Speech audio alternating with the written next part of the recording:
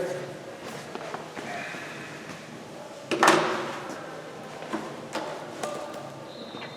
Great, thank you for your patience. Appreciate it. No, you're good.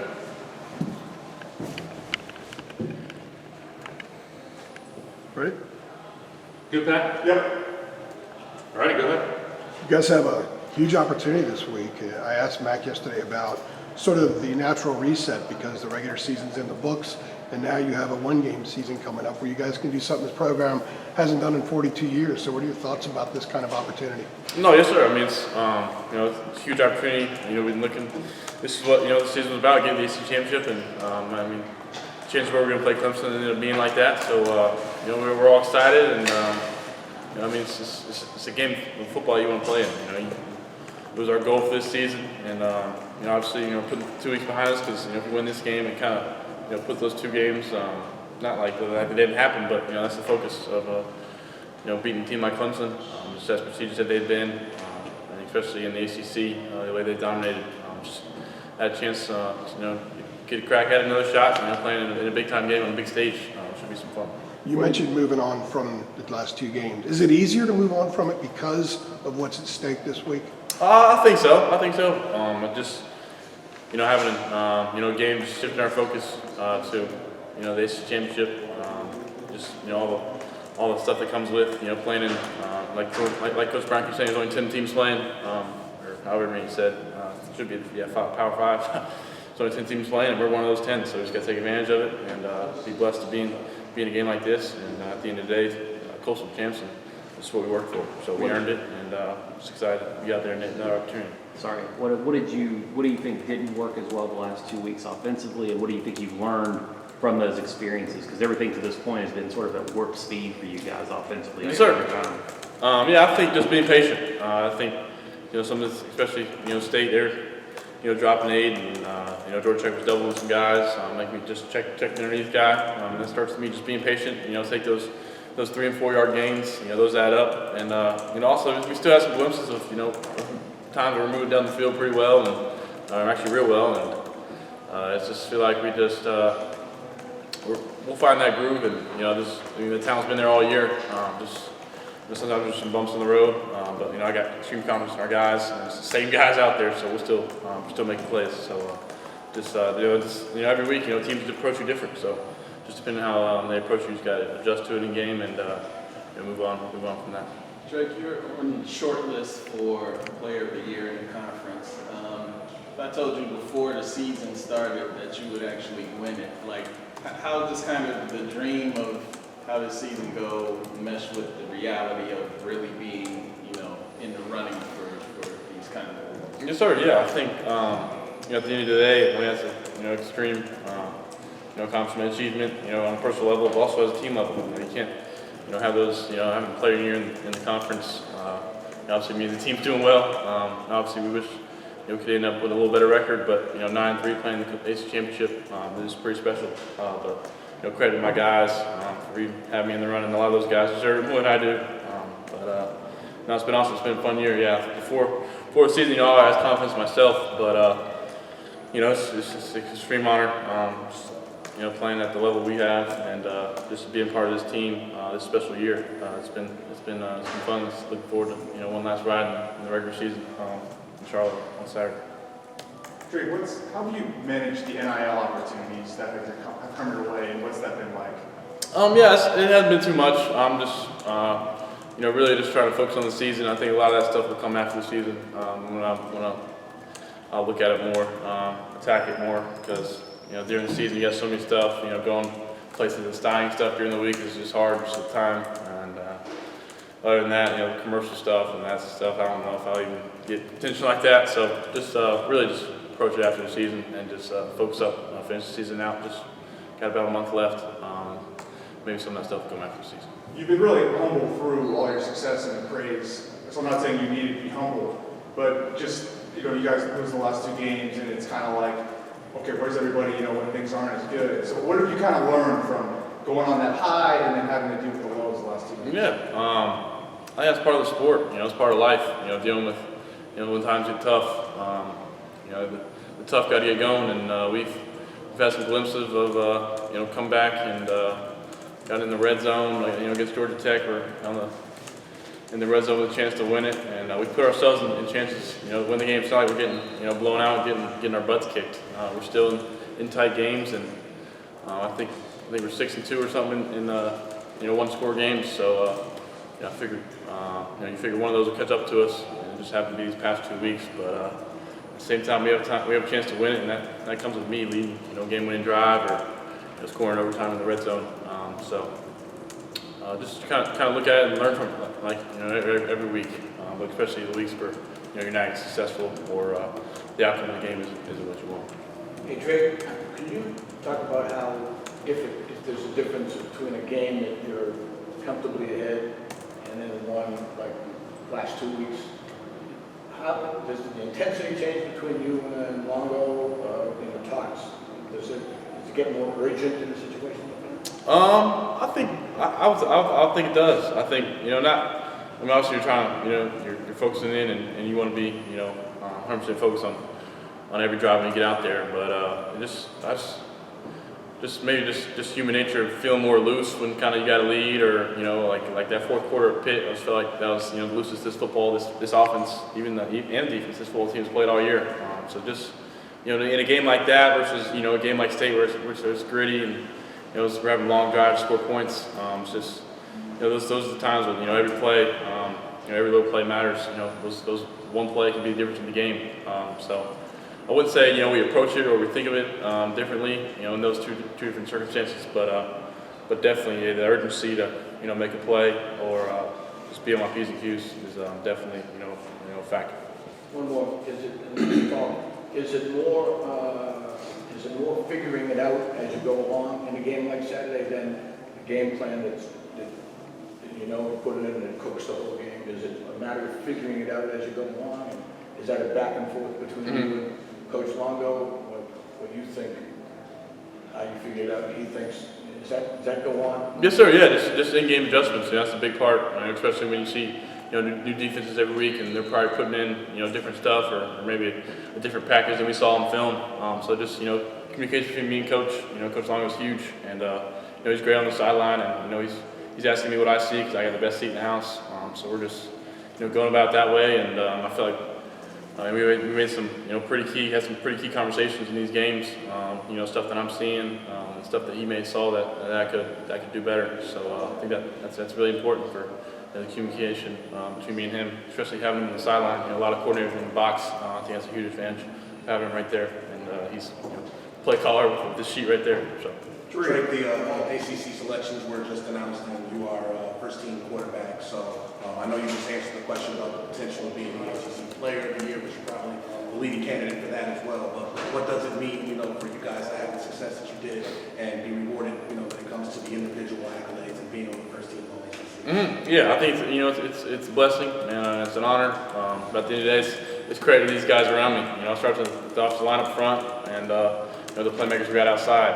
I think it's been a fun year. We had some games where different guys exploded, and games when guys were down and other guys stepped up. So I think it's just been kind of the storyline of this team. When a guy goes down, they step up and they're still making plays. So it's been a blessing to be the signal caller for this offense, and it just shows what this offense can be. And like I said, it's just an honor. We got some more work to do. The job's not finished, the guys keep saying. So.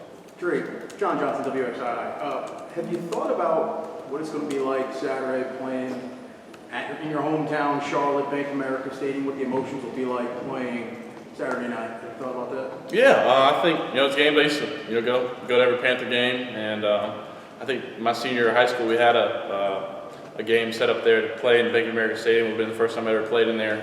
But, COVID ended up ruining that. But, it's really always dream of going out on an NFL stadium, playing against, a team, the caliber of Clemson. It gets you anxious, and it's at the end of the day, why play sport football? In a game, big game like that. However many seats the Bank of America holds, but got my brother who lives literally out his apartment window down there in Charlotte. You can see Bank of America, so like 15 minutes from the house. It's definitely a cool feeling, and just to kind of be a full circle moment. Drake, with Drake, your speaking of brothers. Cole, who's, this is kind of random, but who's faster between you guys, and when's the last time y'all had a foot race? I heard that gets pretty intense. Yeah, that's kind of funny, competition, amongst the brothers. Luke's actually pretty sneaky fast.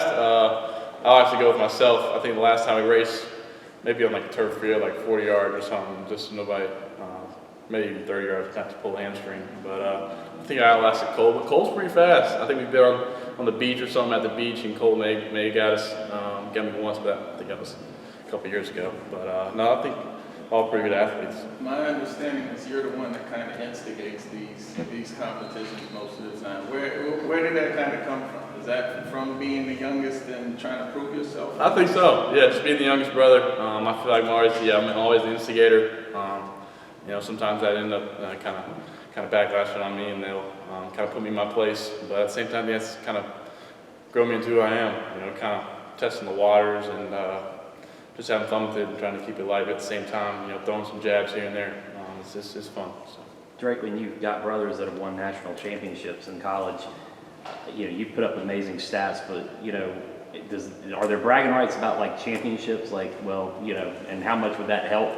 Maybe in the bragging rights with the brothers say, well, I won an ACC championship if you win this game. Mm-hmm. I think, overall, team success at the end of the day is what kind of in the family that we brag about. So I think, ACC championship, that's a pretty big deal. And I'm not sure, do you get a ring for ACC championship? I think you would get Yeah, you get a ring. So I think that'd be something, at least have some proof to show it. Luke and Cole, they got that ring. So that holds some weight, especially national championship ring. But ACC championship. Coach Brown's playing. Yeah. Yeah, exactly. So that'd be something cool.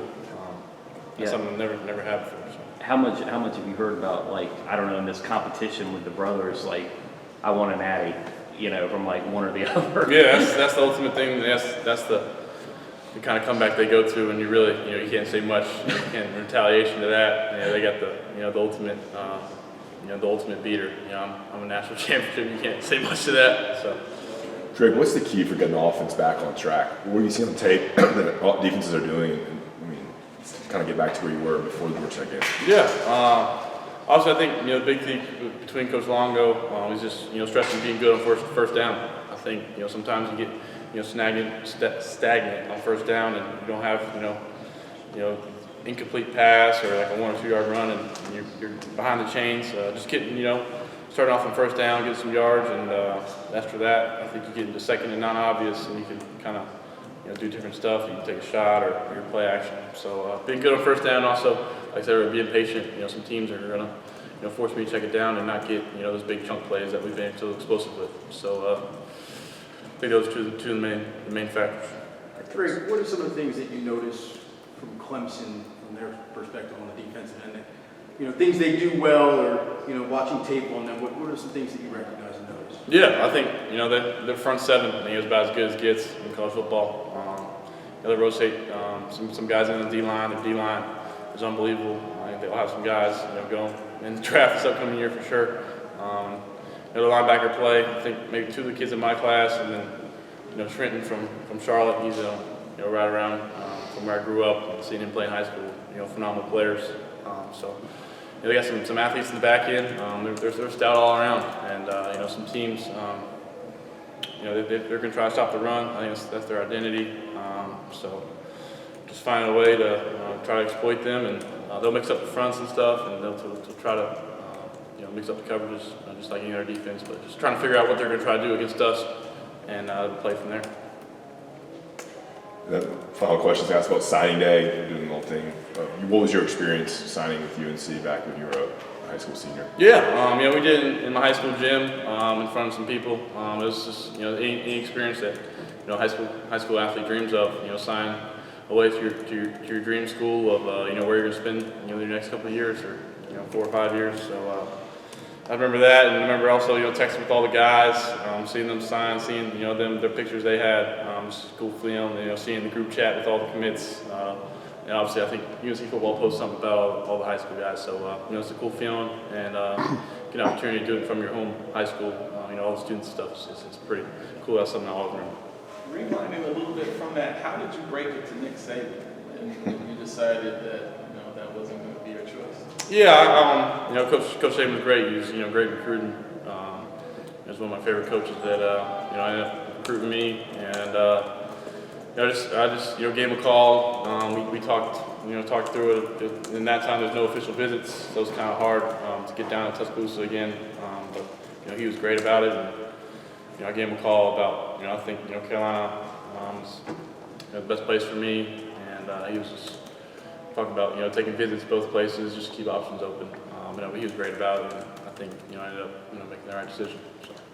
One last question. The Will Shipley text, you mentioned something about it a couple weeks ago. Can you take us back through that? Yeah, obviously, we recruit Will hard. He's a North Carolina kid. I think his parents went to state though. But I knew him in high school well. I've seen him at camps and stuff, and I think he tweeted at his commitment to Clemson, and I think I said, congrats. I'll see you in the ACC championship, and 2 years later, we're at this moment, and I'll see him pregame. And he's one of my good friends. I keep up with him, and it's been fun to watch him this year. Have you communicated with him this week? No, I haven't since. I think during the week. I'm not sure what we would say besides see you Saturday, or good luck, and then nothing much. But no, he's a good dude. Did you get recruited by Clemson? Yeah. I know Coach Streeter, the OC now, and I took some visits there. Did I go anywhere? They offered my, I think going into my junior year that summer, but I took some visits, and I think I went to a game when Trevor played, and obviously they put on a show. So Clemson was kind of the spot, going through high school that all the big quarterbacks wanted to go to, and obviously took it into consideration. But I think once I committed to Alabama, they kind of backed off, and stuff happened here. So what we'll do.